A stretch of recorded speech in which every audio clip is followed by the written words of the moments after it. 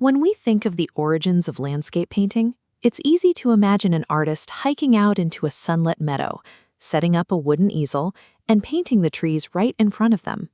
But for most of European art history, capturing a scenic view for its own sake was not an option. Independent landscapes simply did not exist. For Italian and Northern Renaissance painters alike, nature was categorized as parerga, a Greek term for an accessory. The environment served as a marginal backdrop, a stage set for the real prestige piece, the human narrative. Hieronymus Bosch's 1505 painting of Saint Jerome demonstrates this baseline. The saint, locked in prayer, occupies the entire near foreground. He demands the viewer's full attention. While the trees in the parish church in the distance are beautifully rendered, they remain stage dressing for Jerome's religious absorption. This raises a central mystery. How did the background environment eventually step forward and push the human subjects out of the frame entirely?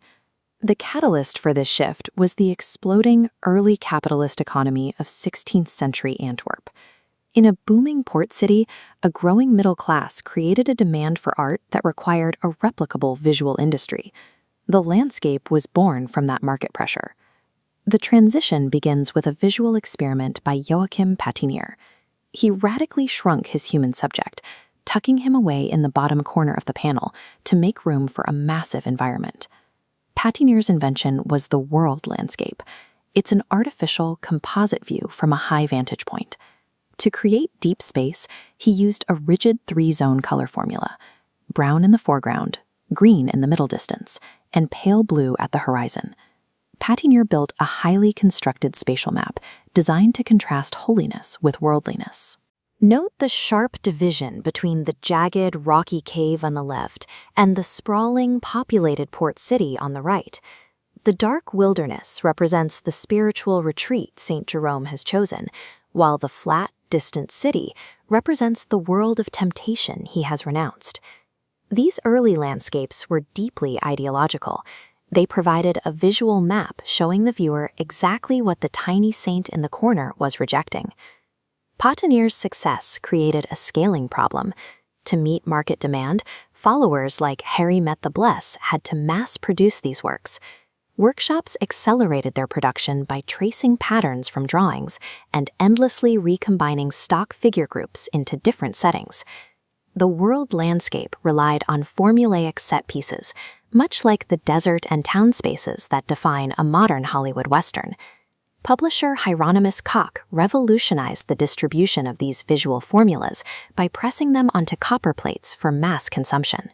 Peter Bruegel's large landscape series adapted this printed formula, but removed the traditional meditating saints.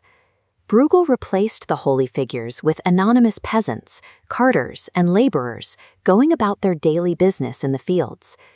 Mass-market printing took the landscape out of its religious context and turned it into a secularized space celebrating human country life.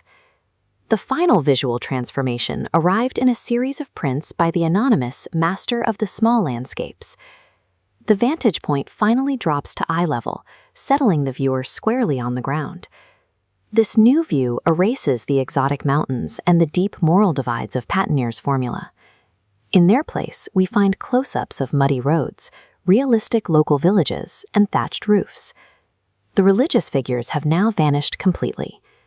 The modern landscape grew out of a series of capitalistic workshop formulas that eventually trained audiences to see their own everyday world as the main event.